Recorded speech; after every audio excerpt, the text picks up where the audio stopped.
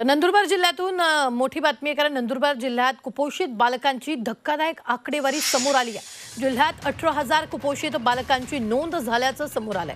त्यापैकी अतिकुपोषित बालकांची संख्या 2,223 तर मध्यम कुपोषित बालकांची संख्या 15,744 इतकी आहे। अनेक मजूर कुटुंब रोजगारासाठी स्थलांतरित झालेत, तर ते मार्च महिन्यात परत आल्यानंतर जिल्ह्यातील कुपोषणाच्या आकडेवारीत अजून वाढण्याची शक्यता व्यक्त केली जाते। कुपोषित बालकांसाठी अक्कलकुवा, दळगाव, मोलगी आणि नंदुरबार या ठिकाणी पोषण आणि पुनर्वसन केंद्र सुरू आहेत, अशी माहिती आरोग्य विभागाने दिली आहे।